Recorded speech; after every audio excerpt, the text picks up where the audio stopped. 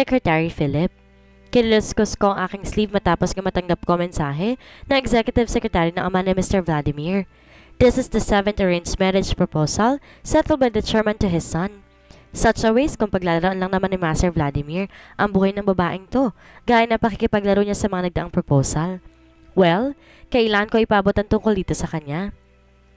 Natatan ko siya sa loob ng kanyang robotics lab na halos ang sobrang oras na ginugugol sa paggawa ng mga devices at makumpletong pinaprogram nitong robot. He is a freaking genius sa mga iniimbento niya at mag-isa niya lang itong ginagawa. Meron naman siyang grupo ng mga scientist at inventor, ngunit malayong gugustuhin niyang makialam ang mga ito sa kanyang ginagawa. He is one of the famous and bachelor elite, multi-billionaire tycoon pagdating sa larangan ng negosyo. Pinapatakbo lang naman niya ang global transportation sa buong mundo. Alam ko, narinig na niya ang pagpasok ko. Hindi ba lang tulumingon kundi abala sa ginagawa niyang chips. Master, the Chairman Executive Secretary bring a wedding proposal to you. Bahagya siyang natigilan. Ipinikit ang kanyang mga mata. This is the 7th time this year, Secretary Philip. Anong hindi maintindihan na matandang kukluban na yon? Sa kanya binitawan ang hawak na tools. Inalis ang gloves at salamin sa kanyang mga mata. Nakanda na ba ang lahat sa pagpupulong? Pag-iiba niya ng usapan. Hindi ko man lang nasagot ang tanong niya. Hinubad na nitong lab gown niya at kinuha ko na lang din ang suit saka isinuot yun sa kanya.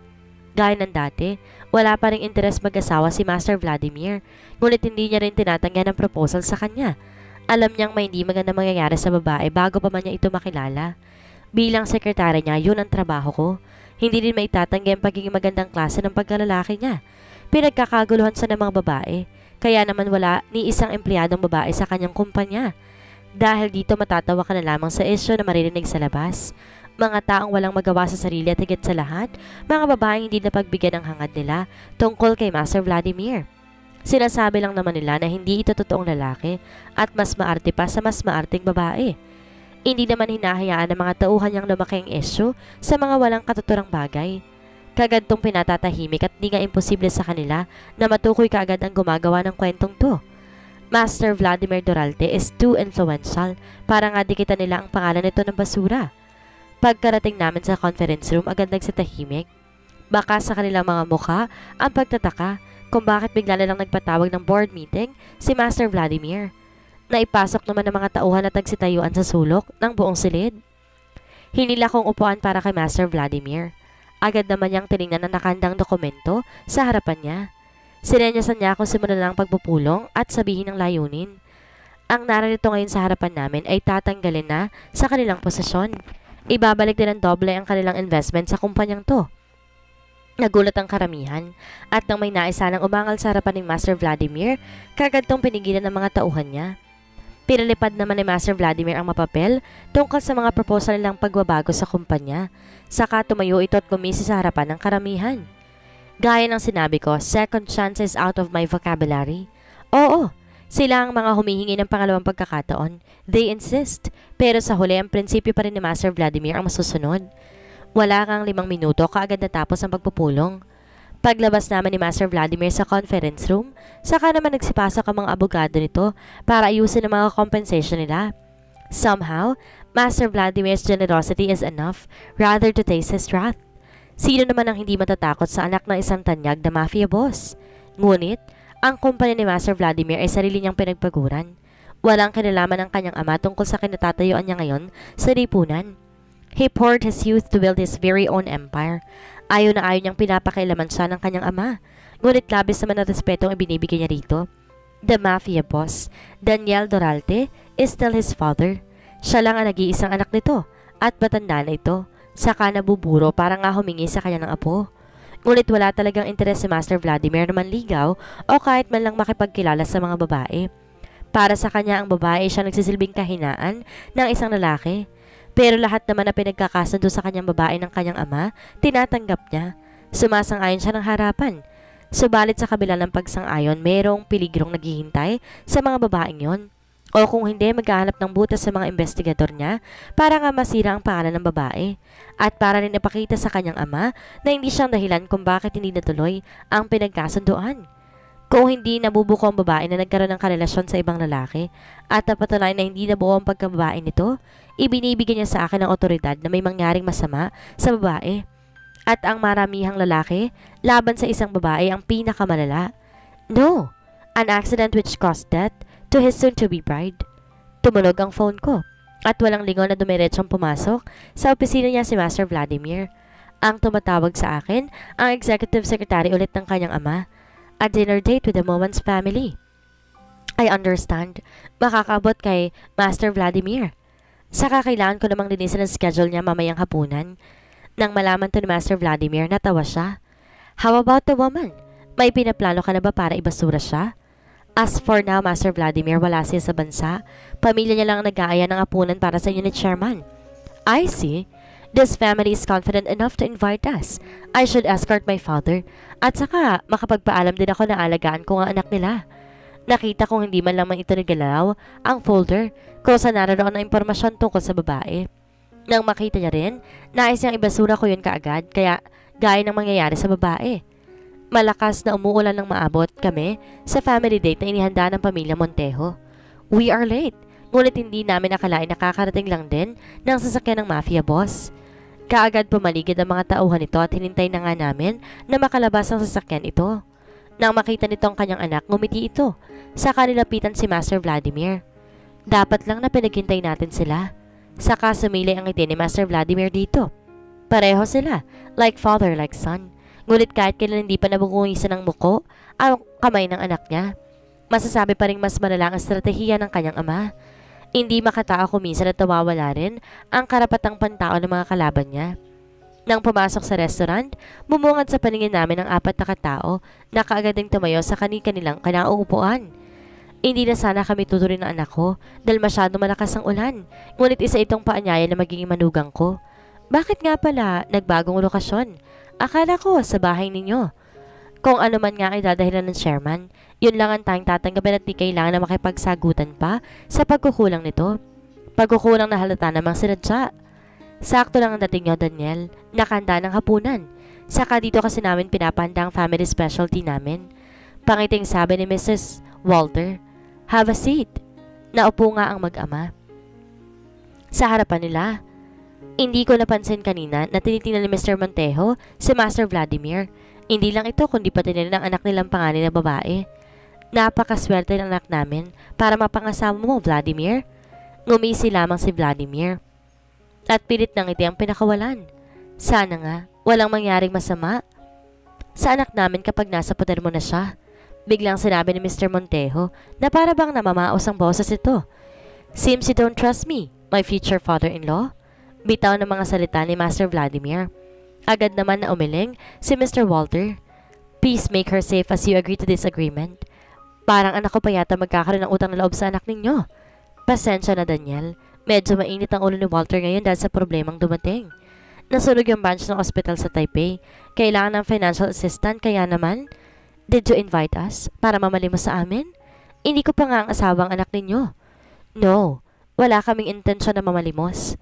Walter, agad na angal ni Mr. Montejo. Dad, magkasabay na angal din ang panganay na anak nilang babae. Sa totoo lang, nakikita kong hindi nagugustuhan ni Master Vladimir ang paligid dahil sa presensya nito. Habang yung pangalan na anak na lalaki nito, abanang laruin ang 9x9 Rubik's Cube. Walter, para saan pa mga kasunduan natin na ipagkasundo ang anak natin kung hindi namin kayo tutulungan? Si Chairman. Saka sa tingin ko, kailangan alalayan at tulungan ang pagiging alinsa ng organisasyon. Kami na ang bahala. I am the one who need to do that, Dad. Para patunayan hindi delikado sa akin ang anak nila. See, Walter, napakaswerte ni Thalia sa kanya. Nasa kanya nang hinahangad ng mga babae sa isang lalaki. Based on your words, Carlota, parang gustong kumalas si Walter sa kasunduang to. No, Daniel. Sino naman kami para tanggihan ang anak ninyo? Hindi makatitig si Mr. Montejo kay Chairman. Nagbago rin ang ekspresyon ng mukha nito.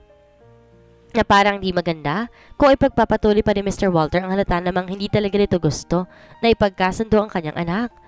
Marahil, alam niya ang tungkol sa mga nangyari sa mga nakalipas na ipinagkasundong babae kay Master Vladimir. Imposible na hindi alam nito dahil sa tuwing may aksidente nangyayari at merong kinalaman ang pamilyang Doralte, ospital nilang tinatakbuhan upang maikulbli ang ilang katotohanan na hindi dapat malaman ng karamihan. Masyado kong ang iniisip ang pagiging ama ko kay Talia, bunsong anak ko. At di ko inaasahan na maunahan niya mag-asawa ang mga nakatatanda niyang kapatid. Pagpasensya niyo na ako. Suko nito. Eto nga si Vladimir, nag-iisa kong anak. Medyo nabuburo na ako kaya pasensya na kayo kung gusto ko na siya mag-asawa. Gusto ko naman kasi na ikasal muna yung babae sa anak ko bago ko bigyan ng apo na sobra kong ikakaligaya. Masiglang wika ng chairman. Pero parang ayos lang din maunang pagbubuntis, diba? Kaya lang baka may hindi magandang epekto sa pangalan ng anak ko. Mas makabubuti na magpakasal na muna sila. Si Mrs. Montejo. Kasal man o hindi, wala sa akin problema na magkaanak kami. Si Master Vladimir na mayroong peking ngiti sa labi nito.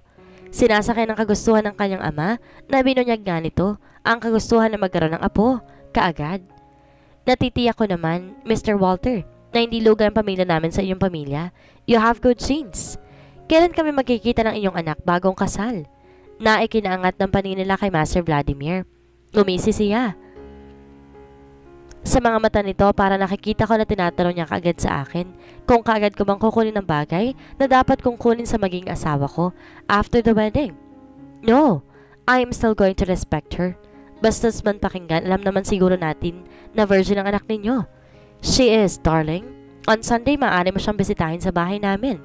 Nakangiting tugon ni Mr. Montejo. I don't go to a stranger's house, Mrs. Montejo, for security purposes, kahit na magiging parents-in-law ko na kayo. Saan ninyo gustong magkita? My secretary will arrange that. We will send a message as soon as possible. Napatango si Mrs. Montejo at tumitig nga ito sa akin. Binigyan ko lang ito ng simpleng yuko. Napahika bigla ang chairman. It settles then. Father, shall we go? Parang pinupuyat kayo sa pinag-uusapan namin. Bakit kasi hindi mo man nabuntisin ang babaeng pinagkakasundo ko sa iyo? May ginagawa ka pang kawalanghiyaan para hindi matuloy ang kasal mo. Ngumisi na lamang si Master Vladimir. Talia's POV. Kanina pa ako ginigising ng katulong at pinili kong magtengang kawali. Pabalik-balik ito at sinasabing kailangan ko lang kumain ng agahan. Simula kasi nang umuwi ako dito, hindi pa ako kumakain. Nakakawalang gana lang talaga. 2 araw na akong ganito. Sinubukan man akong kausapin ni Papa, pero mas pinili kong hindi mo na siya kausapin. Si Mama, nagpupumilit at sinabing kailangan ko yun gawin. Bakit? Ayaw pa rin ba niyang bumangon? Si Mama, ipakit mo dito ang agahan niya. Saka ko naramdaman na may upo sa tabi ng kama ko. Talia, anak, magkakasakit ka sa ginagawa mo. Hindi lang sarili mong pinapahirapan mo, pati din kami ng papa mo. Kumain ka na, please. Pinag-aalala mo kami. Mama, talaga bang ikakasal na ako? At nais kong magising. Sa bangungot na iyon, pakiramdam ko talaga binabangungot ako. Paano ba makatakas sa bangungot na to? Kasalanan to ng daddy mo. Binibaby ka masyado. Nasa tamang edad ka na di mo alam. Napakaswerte mo para ikasal sa isang binata na lahat ng hinahanap na isang babae nasa kanya. Ang ate Rebecca mong nainggit sa'yo. Bakit hindi na lang sa ate Rebecca magpakasal sa kanya? Talia, anak. Ma, hindi pa naman ako handang magpakasal kahit kanino man. Marami sa akin na nililigaw pero wala akong tinanggap. At diretsang tinatanggihan. Mama naman, ayoko pa po talaga. Na siyang kinaupo bangon ko. Kaya nga Talia, kasi ang deserve mo itong si Vladimir. Saka kailangan mong bitawan ng pagiging Miss Universe mo. Ikaw lang Talia, sapat na sa amin. Marami kang gagawin bilang asawa ni Vladimir at pangulo lang ang pagiging Miss Universe mo. You need to write a resignation. At kami nang bahala mag-execute yan sa Miss Universe organization. Hindi namin nahayaan na masira ang pangalan mo. Kakarating mo lang, tambak agad ang schedule mo para pangatawanan ng pagiging Miss Universe mo. Niwala ka ng oras sa amin. Kaya bitawan mo ng pagiging Miss Universe mo. No, ma? Saka inis akong tumalakbong ulit. Hindi po talaga ako kakain kapag isiniksikan yung tukos sa pagpapakasal at pagtalikod ko sa koronang na ipanalo ko. Hindi, ma. No, please. Huwag masyado matigas ang ulo, Talia. Para ito sa kabubuti ng pamilya natin. Why? Okay naman ang pamilya natin, di ba? Saka para saan pa't ginawa ko lahat para manalo. Ma, parang di naman kayo sa akin naging proud. Ma naman, ginawa ko to para sa inyo. Akala ko magiging masaya kayo. Stop the drama, Talia. Bumangon ka dyan at sundin mo kami. Kasi ito mas makabubuti sa'yo. We know the best for you. Mas inuuna ka namin ng papa mo kaysa sa 2 mong kapatid. Kaya umayos ka. at narinig kong dumating na ang katulong. May kailangan kang puntahan bukas. Hindi ako pumasok para asikasuhin kita. Bumangon ka na dyan at sasabihin kitang kumain ng agahan. No, ma. Talia? Biglang lumakas ang boses ni Mama. Nakaramdam ako ng kaba. Talia. Malumani ulit. Ginagawa namin to para sa ikabubuti mo. Hindi ka namin ipinapahamak ng papa mo. Please, kumain ka na. Huwag mong hintayin na kailangan pa kitang paturukan. Wala na nga ako nagawa. Kailangan kong bumangon. Karayon pa lang sobra na ako natatakot. Kahit nga nanggaling ako sa pamilya na puro magagaling, pagdating sa bagay na yon, baka din makumbinsi ko si Mama na hindi talaga ako payag sa gusto nilang mangyari. Sinaluhan nga ako ni Mama. Saan lang ang natupag niya at may mga bagay siyang sinasabi sa akin tungkol sa pag-aasawa. Kaya nung nirereklamo mo, Talia, hindi naman masama ang pag-aasawa. Mabibigyan mo pa kami ng daddy mo ng apo niyan. Nakita mo namang masyadong abala ang dalawa mong kapatid para tupagin ang bagay din na magpapasaya sa amin. Apo? Para akong maluluwa ang kinakain ko. Kaya niyo ako gusto magpakasal at mag-asawa dahil gusto niyo magkaapo? Not bad naman, iha. Kailan sila ate at kuya mag-aasawa? Wala nga akong balita na nagpapaligaw si ate Rebecca o kahit man lang nililigawan siya ni kuya. Kasi nga, abala sila. Hindi naman maaaring ibigay ang pressure sa kanila, Talia. Ayaw mo ba kami maging masaya ng papa mo? Apo lang naman ang inihingi namin. Hindi na ako nakapagsalita pa. Sa totoo lang, hindi ako handa sa narinig ko kay Mama. May date kayo bukas si Vladimir. Mabait na bata yun. At sana naman, Talia, huwag kang gumawa ng bagay na ikakasira ng pamilya natin sa kanila. Saka humigop si Mama ng tsaa. Sasamahan kita mag-shopping, saka ipapamake-over kita para bukas. Mama, kumain ka ng mabuti. Sa sinasabi ni Mama, parang bigla ko na lang siyang hindi nakilala. Secretary Phillips POV. Did you send the invitation? All is perfectly accomplished, Master Vladimir. Habang may mga pinipirmahan sa mesa nito. Kung ganon, nangyaring pinaplano kong kwento para sa babaeng yon. Saka siyang umisi at binitawan ng ballpen itong hawak. Tumayo siya sa kanyang upuan. Gusto ko mapag-isa. Alam mo na ang gagawin mo. At kinuha nitong suit niya, saka inihanda ko ang salamin nito sa kasusin ng sasakyan na ginagamit. Sa tuwing gusto nito mapag-isa, akala ko talaga dati may inililihim siyang hindi na nais malaman ng iba, lalo na ako. Nang sundan ko siya, pumupunta ito sa puntod ng kanyang ina.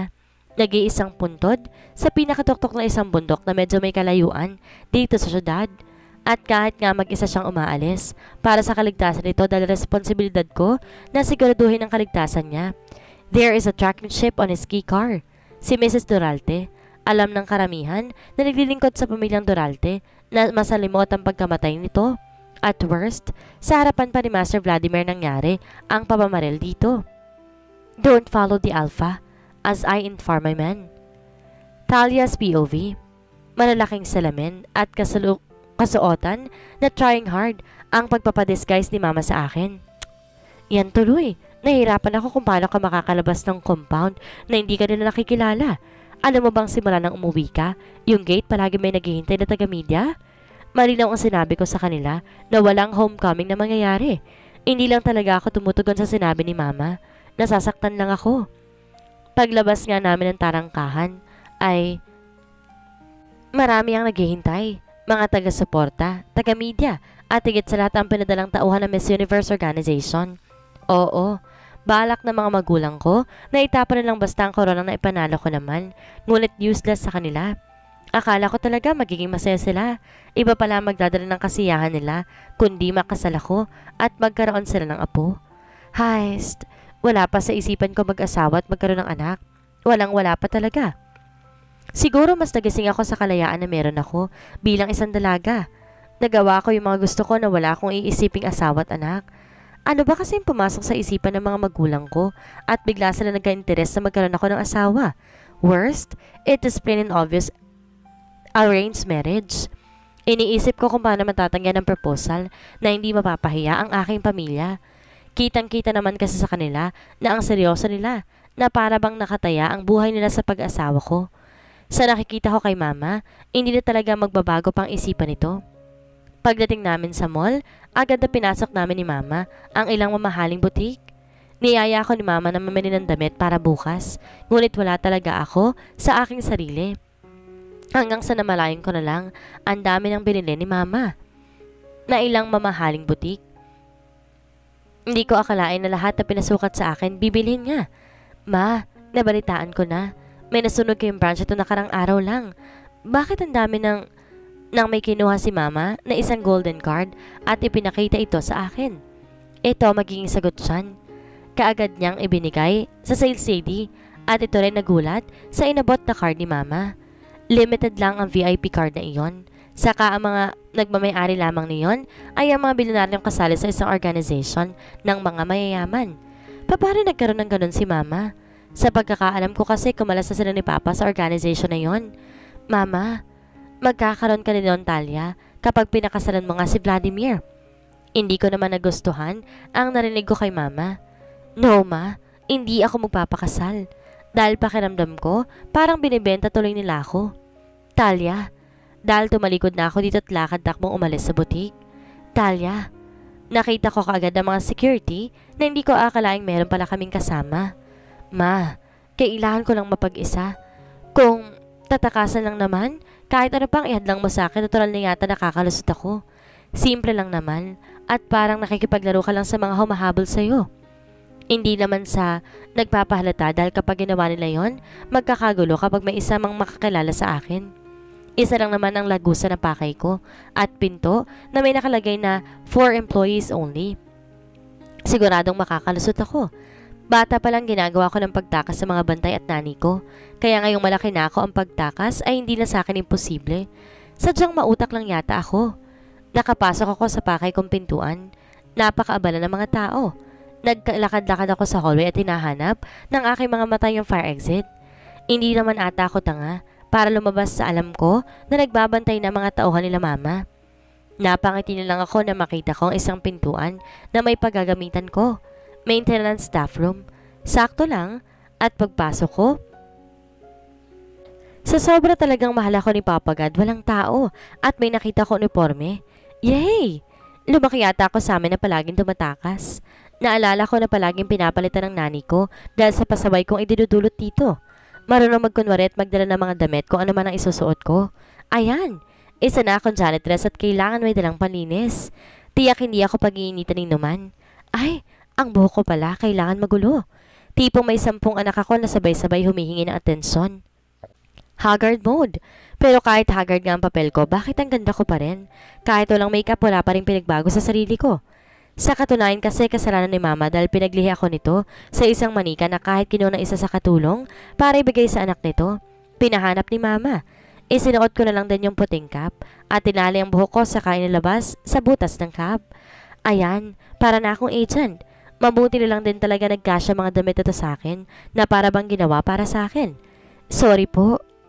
Vladimir's POV. Daddy, please, don't kill her. She is my mom. Dad, please. Hawak ko sa kamay niya na marinig ko sa sekretary nitong nakauwi na si Mama. Narito na siya sa pamamahay namin. Naupo si Dad sa harapan ko upang maging kalabel ko. Pinasil nitong aking pisngi at ginulong buhok ko ng kanyang kamay. Luhaan ang aking mukha dahil nga ilang araw na ako nangungulila noon sa mami ko. Sinasabi ni Dad sa akin na sumama ako sa ibang lalaki. Kaya't habang naghihintay kami sa balita ng kanyang tauhan kanina, sinabi nito sa akin na labis siya nasaktan sa ginawa ng mommy sa kanya. Sinaktan siya ni mommy. Matagal ko lang pinatawad ng mommy mo sa mga kamalian niyang ginagawa. Ilang beses ko siyang pinalagpas kasama ng kanyang lalaki Vladimir, pero parang may hinahanap siya na kailangan ko ibigay. Saka ako sa unang pagkakataon na makitang pumatak sa pisngi ni Dad ang luha. Dumating ang tauhan nito at sinabi niyang nakuha na nila si mommy. Please Dad, no. Ibibigay ko lang sa mommy mo ang kanyang hinahanap, okay? Tumayo ito. Lumapit sa kanyang drawer. Pumasok naman ang nani ko at bago pa man ako lumabas ang silid niya, nakita kong kinasanidad ang baril nito. Alam ko, ikukulong nila ako sa silid. Kaya bago pa man yun mangyari, kinagat ko ang nani ko upang mabutawan ako nito. Agad ako nakasunod sa sala ko sa naroon si mommy, naghihintay na hawak ng ilang tauhan.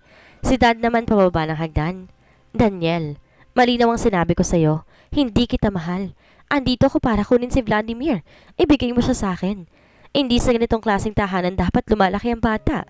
Nang bigla, itinutok ni Daddy ang baril dito. Sa akala kong tinatakot lang ni Daddy si Mommy, hindi ko inaasahang marinig ang putok ng baril. No! Naimulat ko ang aking mga mata. Isang paulit-ulit na bangungot, ngunit alam ko naman na nangyari. Mga mata ng aking ina ang huli kong nakita bago pa man nga ito barilin ng aking ama. Yun na nga ang huling pagkakataon, tinitigan niya ako bilang isang ina. Narito na nga ako sa bundok kung saan matatagpuan ang puntod ni Mama. Nagpahinga lang ako saglit dahil malakas ang ulan at pinatila ko. Ngayon, binabati ang mga mata ko ng mga kristal na namumuong tubig sa mga dahon ng talahib. Agad sumalubong sa akin ang malamig na hangin. May hamog na kasama. Masyado nang mataas sa mga damo at tanging ang dinaraanan ko lang ang makikitang humihiwa sa mayabong na talahib. Tinawagan ko kanina sa sekretarya ko na magpapadala na maglilinis sa bundok na ito. Kinuha ko sa likod ng sasakyan ang isang bouquet ng bulaklak at basket. Nilalapagan ko na makakain ng puntod nito at kumakain din ako ng tahimik. I really miss her. Pero alam ko na wala din naman siya sa mundong to. Kung nasaan man siya, I know she is happy. She is a kind and lovable woman. Sadyang seloso lamang ang aking ama, lalo pat may tinataglay na kagandahan ng aking ina. Pagkarating ko sa tuktok ng bundok, hinga lang inabot ko. Pero otomatikong napangiti ako na makita ko ang puntod ng aking ina. Kaagad na nilapitan to at naroon pa rin ang bulaklak na inalay ko nung huli kong bisita dito. Ipinagkasundo na naman ako ni Dad, Mom. Mga salitang binitawan ko nang makaupo ako sa gilid ng puntod nito. He has a bullshit reason. Nang marinig kong biglang may tumawa, napatayo ako tinanap kung saan yun ang galing. Hanggang sa tumambad ng panin ko sa isang babae na palapit nga sa akin. Pareho lang tayo ng kapalaran. Welcome to the Club of Arranged Marriage. Sino kaya ang babaeng papalapit kay Vladimir? Ito na kaya ang babaeng magpapatibok ng kanyang puso? Ano ang gagawin ni Walter para maitakas ang anak niya? Sinong makikita ni Tala na isisira ng mga plano niya? Yan ang ating aalamin sa susunod nating kabanata.